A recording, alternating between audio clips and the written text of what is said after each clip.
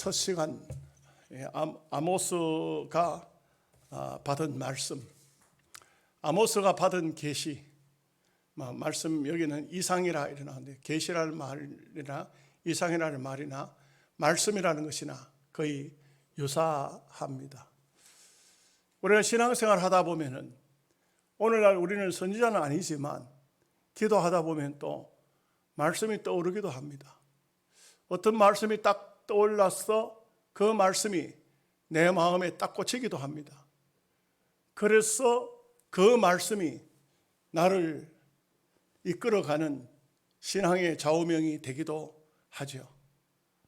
가끔씩은 우리가 어떤 문제가 있어서 기도할 때 이 말씀을 통해서 기도의 응답을 받을 수 있는 그런 성도가 되면 대단히 귀한 성도라고 할 수가 있습니다. 우리가 기도의 응답을 받는데 무슨 음성이 들려온다든지 그거는 대단히 위험합니다. 물론 그것을 다 부정할 수는 없습니다. 그렇지만 대체적으로는 기록된 말씀을 통해서 옵니다. 저는 가끔 목사님들 중에 굉장히 위험한 말씀 하시는 분들 들어봤어요. 기도하는 중에 하나님의 음성을 들었는데 기도하는 중에 하나님께서 나에게 어디로 이끌어서 계시를 보여주시는데 굉장히 그 위험한 말씀입니다. 왜 그러냐면은 계시는 끝이 났습니다. 계시는 말씀 66권으로 완성이 됐어요. 이 완성된 이후에 쓰여진 성경은 없습니다. 아무리 신령한 그런 주의 종이라도 아무리 위대한 학자라도 성경은 더 이상 기록하지 않습니다. 그런 기록물들을 성경에다 첨부시킨 것이 로마 캐토릭입니다.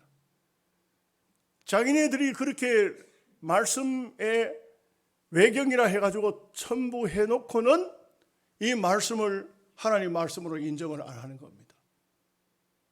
인정을 안 한다는 것보다가 아주 말씀의 지혜를 떨어뜨려 놨습니다. 왜 그러냐면은 자기들 스스로 말씀 외에 또다시 말씀을 덧붙여 놓으니까 이게 옳은 하나님의 말씀인가 스스로도 의심스러운 겁니다. 그러다 보니까 로마 캐토릭에서는 얼마나 위험한 행동을 하고 있느냐 하면은 하나님의 말씀의 최고의 권위가 뭐냐? 교황을 통해서 말하는 것이 최고의 권위다. 그러니까 교황의 말이 곧 하나님 말씀이다. 그럼 교황이 실수를 안 합니까? 옛날 교황이 그랬잖아요. 지구는 네모 반듯하다고. 그 사람은 굉장히 똑똑한 사람이죠. 그랬는데 세월이 흐르고 나니까 지구가 동그랗다 이 말이에요.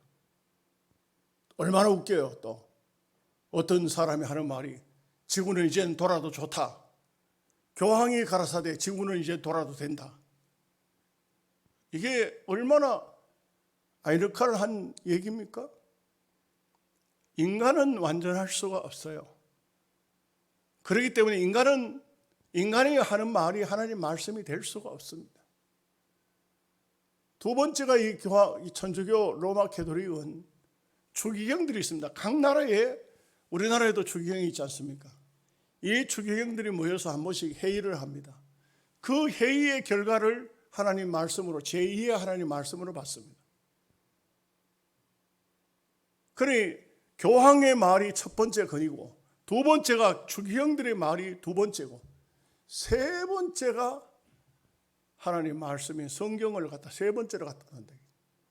그러니까 성경에 없는 말도 많이 만들어내요. 마리아의 성천설, 마리아의 죄의 무엇을 뿐만 아니고 베드로가 독신 교황, 일대 교황이라는 거예요. 베드로가. 그럼 베드로 장모는 어떻게 해야 돼요? 성경에 베드로 장모가 나오는데 그러니까 이 성경이 예를 들어서 캐토릭에 보고 베드로의 장모는 그럼 어떻게 된 겁니까? 할 말이 없어요. 이거는 그렇게 되지를 않는 것입니다. 그러니 우리는 기록된 말씀 외에는 넘어가도 안 되고 기록된 말씀 속에 우리는 거기서 계시를 받고 거기서 말씀을 받아들이는 것이 우리 개신교회입니다. 그래서 계시는 옛날에 성경을 정경이 완성되기 전에 하나님이 뜻이 계셔서 사람들을 불러서 이상의 말씀을 주시면서 전하라 했을 때 그것이 바로 하나님의 메시지입니다. 신기한 것은 성경이 완성되고 난 다음에 성경이 66권으로 완전히 완성되고 난 다음에 이 역사 세계 지구를 다 뒤져도 어디서도 성경에 버금가는 말씀이 나온 적이 없어요. 신기한 것은 이 성경이 저 창세기부터 시작해서 요한계시록까지가 쓰여진 기간이 1600년이에요. 여러분, 이 세상에 1600년 가는 책이 있나요? 우리 조선시대 얼마 됐습니까? 얼마 안 됐어요. 조선시대 책들이 얼마나 남아 있습니까? 별로 없지 않습니까? 우리나라도 굉장히 양반 사대부 대단한 사람들이 많았다고요. 그런데도 그런 게 없어요. 중국의 오랜 역사를 가지고 있는 중국도 그렇게 오래된 글들이 없어요. 성경은 이렇게 1600년의 세월이 흘렀고 이 쓰여진 사람들이 한 지방에서 쓴 게 아니에요. 온 세상에 흩어져 있는 사람들이고 직업도 보면은 각양각색의 직업을 가지고 있어요. 그런데 정말 신기한 것은 전부가 한 곳을 보고 있다는 것이죠.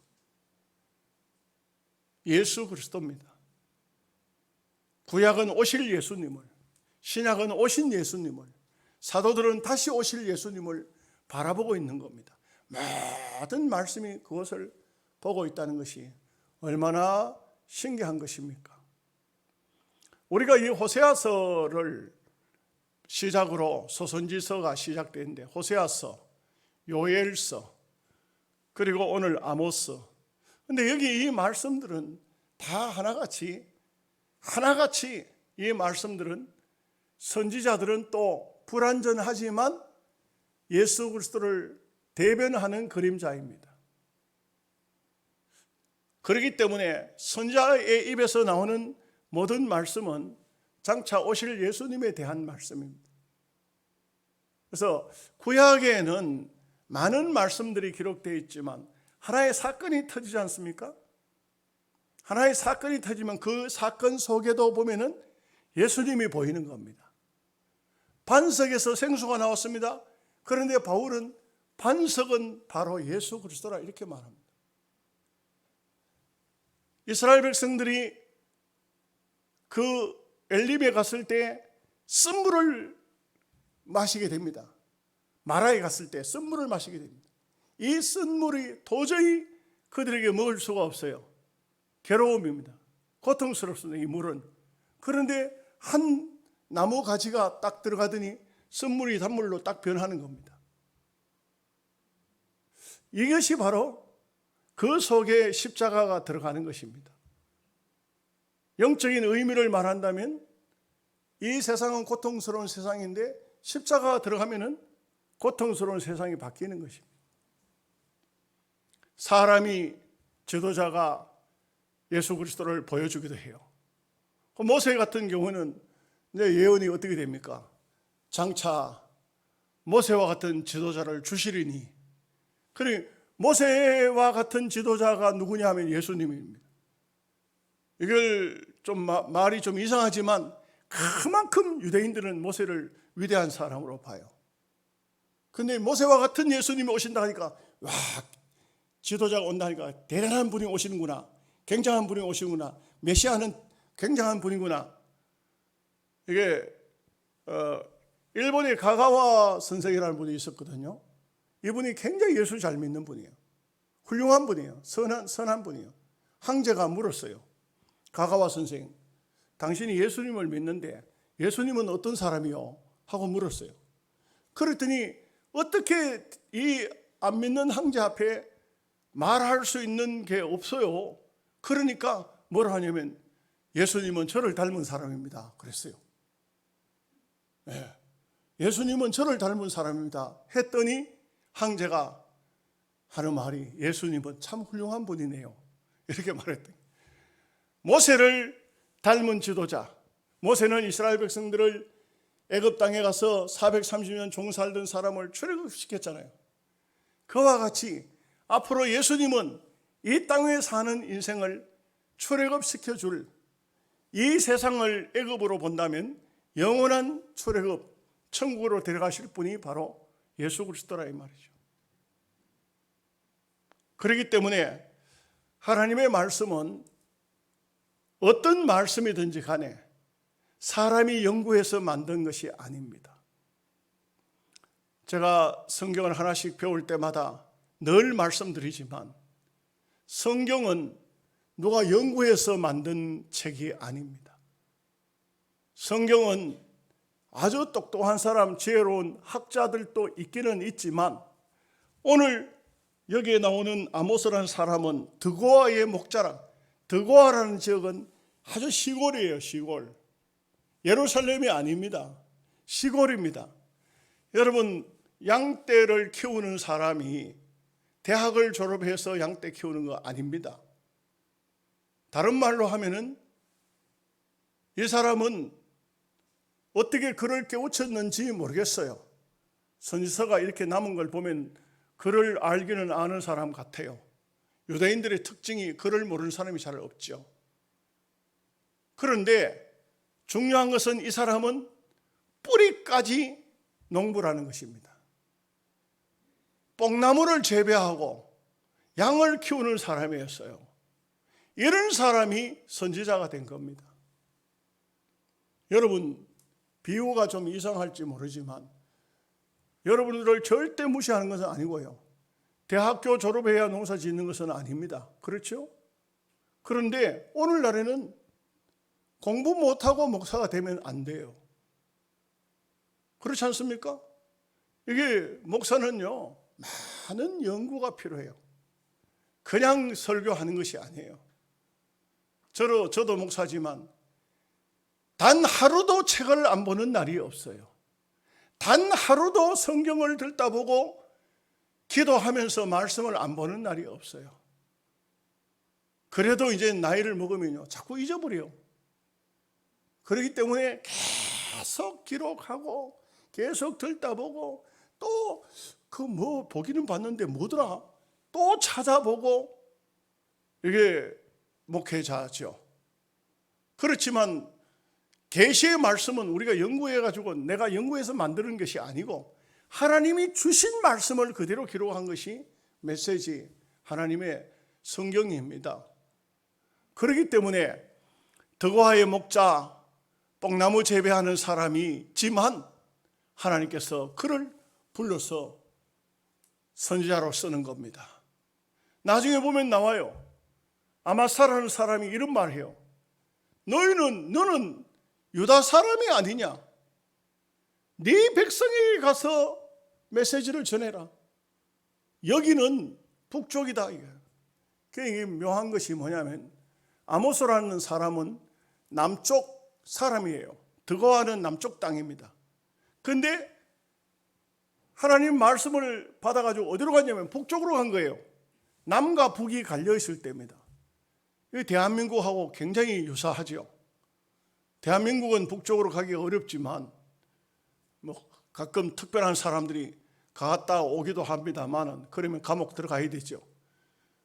그런데 이 선지자는 그 당시에 남과 북이 그 왕래가 좀 쉬웠습니다. 나라가 두 쪽으로 갈렸을 때에 북쪽의 사람들이 남쪽으로 많이 내려왔어요. 레위 사람들 같은 경우에는 거의 다 내려왔어요. 왜냐하면 그쪽에는 성전도 없고 그쪽에는 제사장들이 레위 사람이 제사장을 할 수가 없어요. 금송아지 제사장을 하라 하니까 할 수가 없잖아요. 여호와 하나님 제사장 하던 사람이 못하기 때문에 거의 처음에는 유다 지파 하나만, 그리고 베냐민만 그 유다 지파 옆에 붙어 있었는데 10지파가 북쪽으로 갔었는데 레위 지파는 거반 내려왔다 이 말이에요. 레위 지파는 제사를 지내는 제사할 일이 없으니까. 이런 상태인데 금송아지를 섬기는 이 레위 지파가 아닌 소위 세상 제사장이니까 가서 호되게 꾸중을 할 수 있는 것입니다. 그러니까 아마사라는 그 여로보암이 세운 제사장은 아모스 때문에 아주 죽겠다는 거예요. 못 견디겠다는 겁니다. 그래서 왕에게 편지를 써서 보내는 그런 얘기도 나와요. 이것은 뭘 말해주고 있느냐? 선지자라는 것은 하나님이 어떤 말씀을 주시든지 간에 그 계시를 가지고 가서 그대로 전하는 것이 선지자입니다. 말씀을 전하려다가 보니까 이거 말씀을 전하면 이거 상당히 곤란하겠는데 이거 내가 이렇게 설교하다가는 누구 교인들이 많이 상처를 입겠는데 그래 이건 좀 고치자 이렇게 하면은 안 돼요. 그렇게 하면 안 되죠. 웃기는 얘기지만 어린애가 주일학교 예배를 드리고 왔는데 엄마가 오늘 예배 잘 들었냐? 예배 잘 들었어요. 그래 오늘 무슨 설교를 들었냐? 하니까 이스라엘 백성들이 홍해 바다를 건너가는 얘기를 들었습니다. 그러니까 그래 엄마가 이제 예수 잘 믿는 집사님이니까 아들이 설교를 잘 들었는지 안 들었는지 다시 알아보려고 그래 이스라엘 백성들이 홍해 바다를 어떻게 건너갔냐 하니까 엄마 홍해 바다를 건너가려고요 모세 목사님이 산에 가서 나무 베 가지고 오라 해가지고 나무를 베 가지고 와가지고 막 여수하고 전부 뗏목을 만들고요 그래가지고는 노인들부터 태워서 보내고 어린아이들 태워 보내고 어른들이 건너가지고 홍해 바다를 다 건너갔어요. 그러니까 엄마가 이게 얼마나 기가 막히게 하는 말이 야 선생님이 진짜 저 선생님이 그렇게 설교하시더냐 하니까 에이 엄마 진짜로 말하면 엄마는 더 못 믿을걸요. 홍해 바다가 갈라졌다 하잖아요. 이렇게 자기 엄마한테 이해시키기 위해서 뗏목을 만드는 얘기를 했다는 우스운 얘기가 있듯이 하나님의 말씀이 주어졌을 때 이 말씀을 그대로 전한다는 것은 선지자입니다. 그런데 그것을 그대로 전하지 못하고 각색을 해버리고 듣기 편하게 하고 또 아름답게 만들고 그렇게 하면 그는 가짜 선지자인 것입니다. 우리가 진짜 하나님의 선지자라면 말씀이 주셨을 때 그 말씀을 그대로 액면 그대로 전하는 것입니다. 그래서 보면은 실제 보면 호세아 선지자는 앞부분에서 봤지만 하나님의 사랑을 전합니다. 하나님의 사랑을 정말 뼈저리게 가정적으로 고통과 아픔을 당하면서 전합니다. 왜냐하면 하나님께서 고멜이라는 창녀를 데려다가 아내를 삼으라 했으니 이 가정이 엉망이 되는 겁니다. 아들 둘, 딸 하나 낳았지만 전부 내 백성이 아니라는 것입니다. 어디서 어떤 남자하고 연애를 해서 자식을 낳았는지 호세아 자식이 아닌 것 같아요. 그런데 또 그렇게 자식을 낳았고 또다시 창녀굴로 가버렸을 때 얼마나 기가 막히겠습니까? 좀 이렇게 그때 상상을 해본다면 아이들은 엄마가 없어서 젖 달라고 밥 달라고 우를 샀고 저 엄마는 찾아보기 없고 그래 애 하나 등에 업고 하나 손 잡고 하나 걸려가지고 엄마 찾으러 가자. 선지자가 그래서 갔더니만 어떤 술집에 남자들하고 앉아서 술 파마시고 있는 그런 여자를 자기 부인을 발견한 것입니다. 어땠을까요? 아마도 가슴 속 터졌을 겁니다. 그런데 가서 보니까 이미 팔려와 있는 겁니다. 이미 누가 돈 받고 팔아버린 거예요. 그러니 호세아는 다시 또 하나님 앞에 기도하니까 다시 돈 주고 사오라 하는 겁니다. 자기 아내를 돈 주고 사와야 되는 이런 행편이 어디 있습니까? 이런 뼈저리게 고통스러운 가정의 아픔을 통해서 하나님이 말씀합니다. 바로 이것이 유다 백성들의 범죄상이다. 얼마큼 부패하고 타락했는지 하나님께서 저들을 속량해 주었지만 또다시 이렇게 범죄를 저지르고 또다시 팔려가고 또다시 우상 숭배하고 있는 이 모습이 유다 백성들의 모습이다. 이 호세아는 참 당시 선지자로 하나님 앞에 부름을 받았을 때 자기의 한 생애는 완전히 무너진 상태입니다. 온전히 하나님이 원하는 방향에서만 섰기 때문에 그렇다고 해서 청춘을 돌릴 수 있는 것도 아니고 다시 한번 태어나서 다시 사는 것도 아니고 한 생애를 그야말로 하나님의 뜻을 순종하기 위해서 자기를 온전히 죽여버린 그런 삶이라고 할 수 있습니다. 하나님의 사랑을 전하기 위해서. 그런데 오늘 아모스는 또 묘하게도 남쪽에서 호세아가 선지자로서 말씀을 전할 때에 북쪽에 한 선지자가 있었는데 남쪽 사람이 북쪽으로 올라갔는데 그 사람이 바로 아모스입니다. 근데 오히려 호세아가 북쪽으로 가고 아모스가 남쪽에 있었더라면 복음 전하기가 더 쉬웠을지 모르겠습니다. 그런데 호세아 선지자는 뭐냐? 불같은 정의를 부르시는 사람입니다. 이 아모스와 호세아의 차이점은, 그러니까 호세아는 사랑을, 아모스는 정의를 이렇게 부르시는 사람입니다. 그러니 아모스의 메시지가 어떻겠습니까? 아마도 잘 모르지만 당시 여로보암이 죽이라, 죽여도 된다 이렇게 말했을런지도 모릅니다. 상당히 그 어려운 시기에 그렇게 가서 말씀을 전한 사람이라고 할 수가 있겠습니다. 자, 오늘은 서론적인 부분에서 좀 말씀을 많이 드렸고 이제 본론은 5절만 선택했습니다. 1절 말씀을 우리 다 같이 함께 읽겠습니다. 유다 왕 우시아의 시대, 곧 이스라엘 왕 요아스의 아들 여로보암의 시대, 지진 전 2년에 드와 목자 중 아모스가 이스라엘에 대하여 이상으로 받은 말씀이라. 여러분, 여기에 방금도 말씀드렸듯이 이 사람은 여기에 유다와 이스라엘의 왕의 이름을 다 기록했습니다만 유다 사람이면서 북쪽 이스라엘에 올라가서 말씀을 전한 사람입니다. 그리고 여러분 한번 보십시오. 유다 왕은 우시야, 이스라엘 왕은 여로보암. 그런데 사실 이때가 굉장히 잘 살던 때입니다. 나라가 우시야 임금도 정치를 잘했고요, 또 여로보암 시대에는 북쪽에 모든 것이 풍부했고, 성경을 보면은 여로보암 시대에 이때 정말 나라가 부강했기 때문에 이웃 나라의 땅도 사들났어요. 돈을 주고 매입을 해 들어오는 겁니다. 부유했어요. 넉넉했습니다. 양쪽 다. 그런데 한쪽은 호세아를 통해서, 한쪽은 아모스를 통해서 사실 정의를 부르짖는 것도 메시지가 강하지만 또 호세아처럼 가정이 완전 박살나는 그런 상태에서도 하나님의 사랑을 부르짖는 것도 역시 강한 메시지입니다.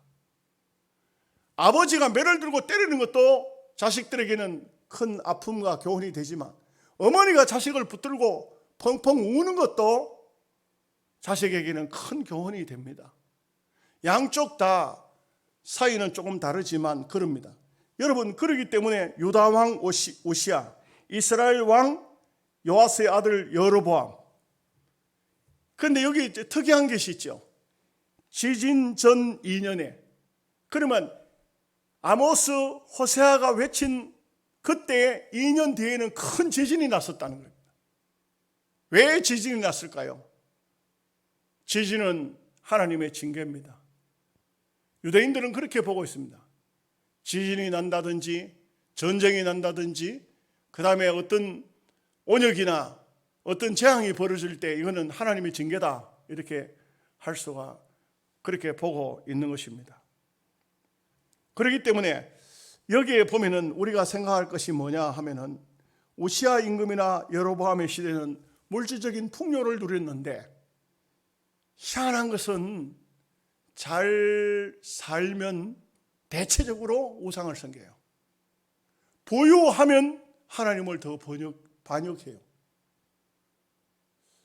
이게 말이 이상할지 모르겠습니다만 대한민국 한국 교회만 봐도 정말 어려울 때 우리의 조상들, 우리의 신앙의 선배들 정말 배고플 때 부흥회를 하면 일주일씩 해도 그 부흥회에 농사 짓는 분들도 그 피곤한 상태도 부흥회는 다 참석합니다.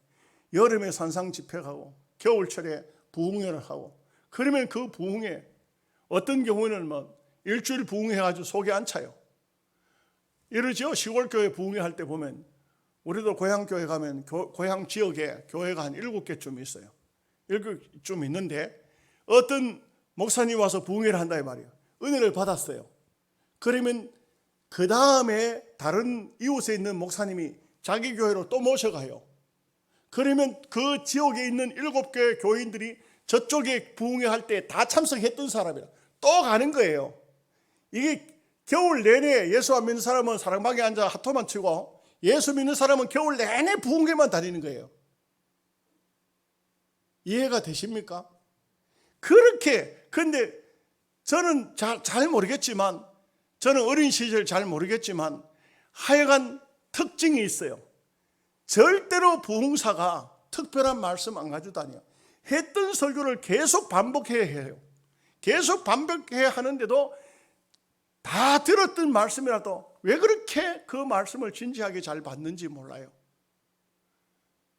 그리고 또 한 가지 특징적인 것이 설교가 엄청 길었어요. 저는 우리 고향 교회에서 부흥회를 하면 그때 참석할 때는 별거 아닌데, 어떤 때는 아주 열심히 있는 권사님이 전부 애들 다 모아가지고 부흥회 가자 하는 겁니다. 그래 가면은 애들이고 어른들이고 부흥회 가면 그러다 보면은 부흥회 가가지고 설교를 들으면은 처음에는 잘 듣는데 좀 지나면은 전부 다 자는 거예요. 자다가 이제 집에 가자 하면 밤이 얼마큼 깊은지도 몰라요. 잠이 와가지고 오다가 논두렁에 구부러지고 이렇게 했던 그런 기억이 나요. 그렇게 말씀을 사모했어요. 우리나라만 그런 것이 아니고요. 정말 가난한 나라, 어려운 나라들은요, 복음이 들어가면은 아주 그 복음이 열정적이라 그렇게 뜨겁습니다. 지금도 필리핀이나 중국이나 이런 데는요, 공식적으로 예배를 할 수 없는 데가 중국 같은 데는 공식적으로 못 해요.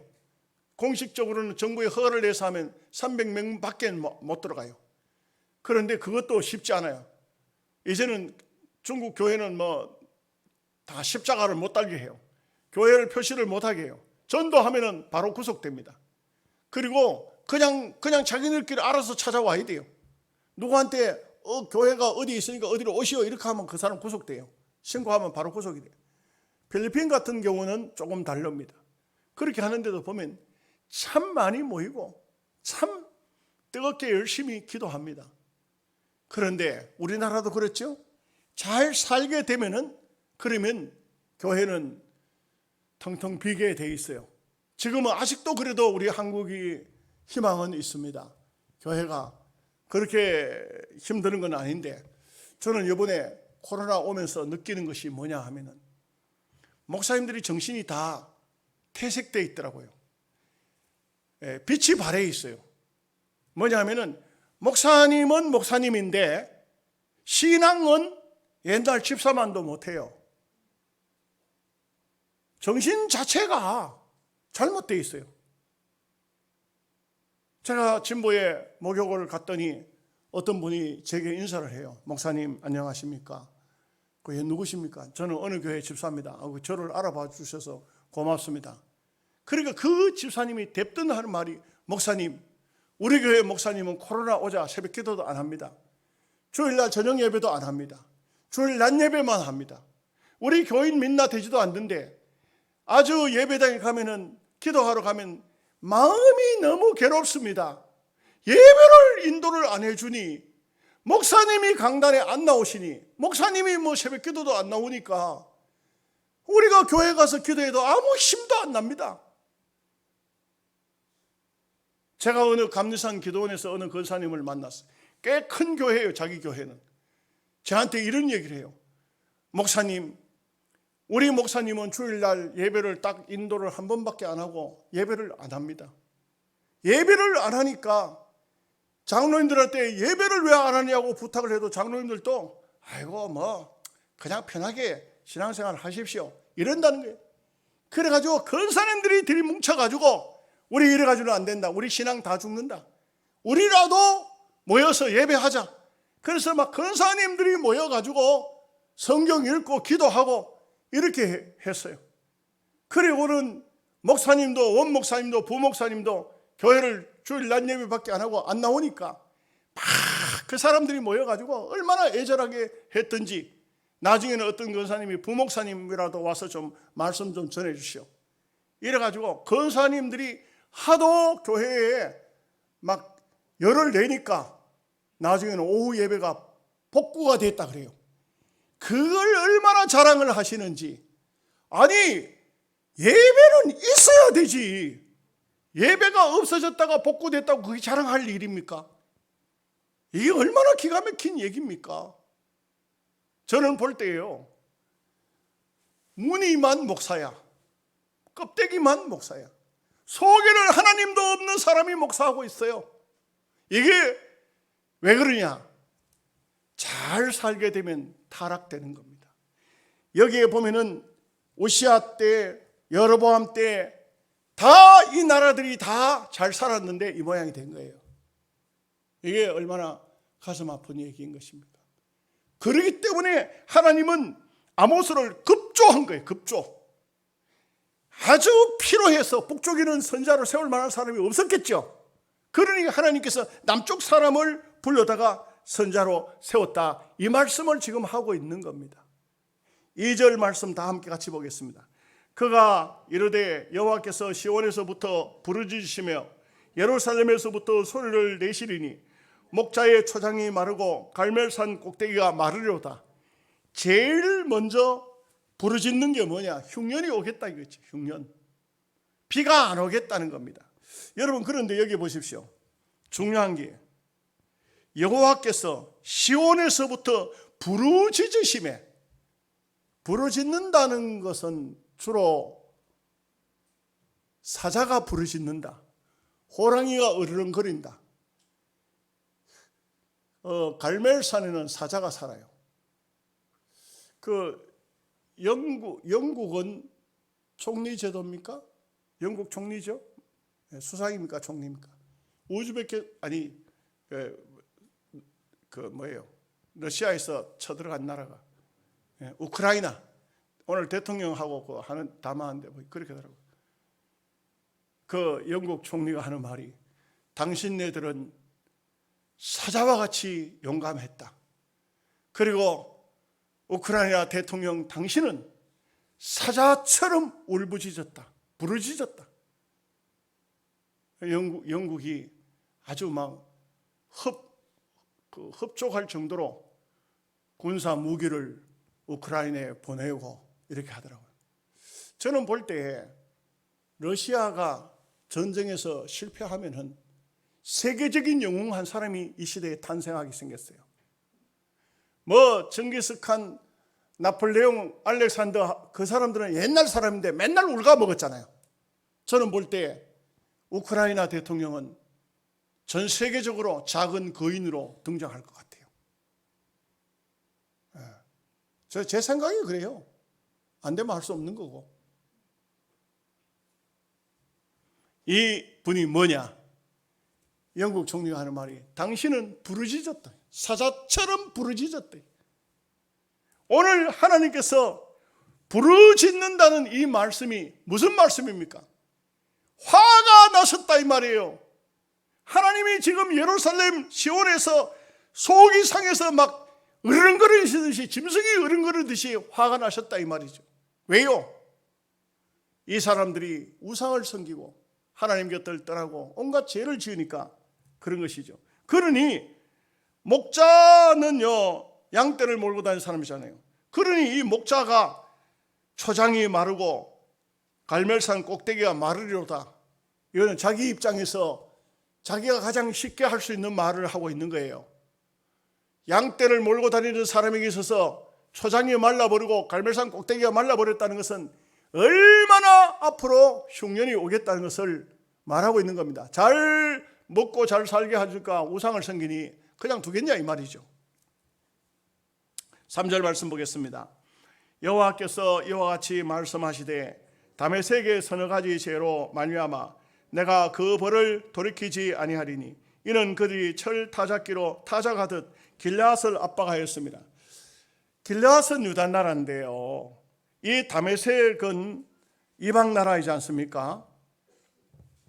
다메섹의 서너 가지 죄라, 이렇게 번역을 서너 가지 죄라고 번역을 했는데, 이 아모스서의 이제 1장에서 그 2장까지 계속 넘어가는 말씀이 계속해서 그 많은 나라 소위 소국들에게 서너 가지 죄 하는데, 이거는 번역상 좀 문제가 있어요.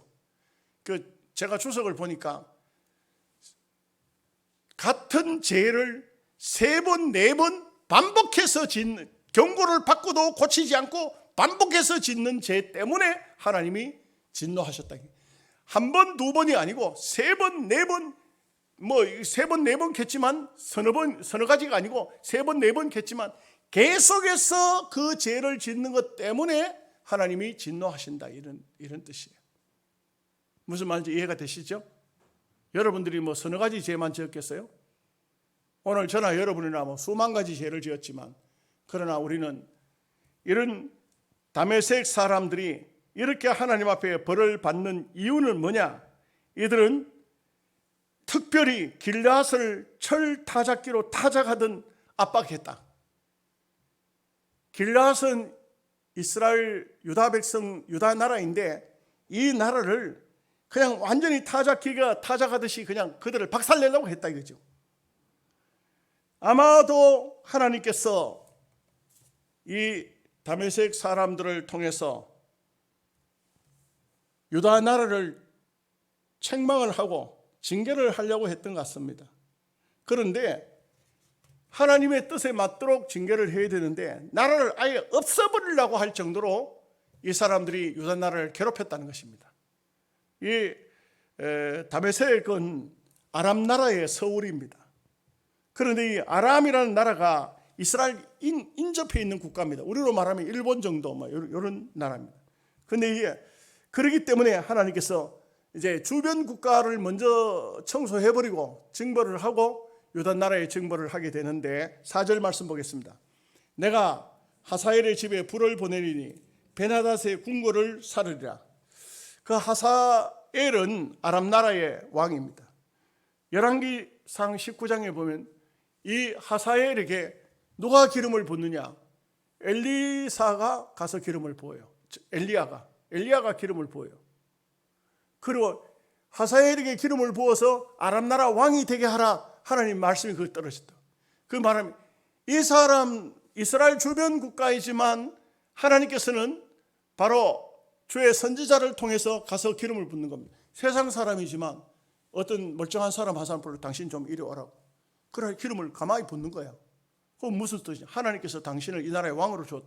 이러니까 이 사람이 왕이 되자, 원래 왕은 누구였냐면 베나닷이요. 베나닷을 죽이고 왕이 된 사람이에요. 그런데 그렇게 했으면 하나님의 은혜를 잊어버리지 말아야 되는데 이 사람이 은혜를 잊어버렸기 때문에 하사엘에게 하나님께서 벌을 주신다, 이 말씀이에요. 5절 말씀 보겠습니다.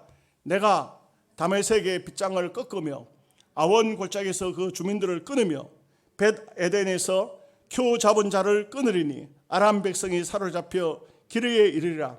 여호와께서 말씀하셨느니라. 제일 중요하게 하나님께서 생각하는 것은 배의 은혜에 대해서는 용서치 않습니다. 받은 은혜를 망각하는 때는 하나님께서 그냥 두시지 않는다. 하사엘은 하나님의 은혜를 받았는데 많은 은혜를 받았어요. 평민이에요, 평민. 이 사람이 하나님의 종으로부터 기름 부음을 받고 아람 나라의 왕이 됐어요. 그랬으면 하나님의 뜻대로 하나님께서 나를 세워주셨구나, 이걸 알아야 되는데 이 사람이 왕이 되더니만 이스라엘 선지자로부터 기름 부음 받고 왕이 됐는데 이 사람이 이스라엘 사람들을 완전히 없애버리려고 하는 겁니다. 하나님께서 이 사람의 죄에 대해서 한두 번 이스라엘 나라를 쳐들어온 것이 아니다 이 말이에요. 서너 번 반복해서 3번, 4번 그 이상도 되겠죠. 반복해서 죄를 범하니까 하나님께서 징계를 하시겠다. 수요일 날 저녁에 보면은 계속해서 이웃 나라들의 죄를 하나님께서 징계해서 그들을 책망하시고 그들을 하나님께서 크게 불을 보내서 나라를 망하게 하는 이런 일들을 볼 수가 있습니다. 왜 그러냐 하면 하나님의 백성뿐만 아니고 하나님은 세계를 다 다스리고 계시는 분이시다. 이것을 말해주고 있습니다. 기도하겠습니다. 하나님 아버지 감사합니다. 오늘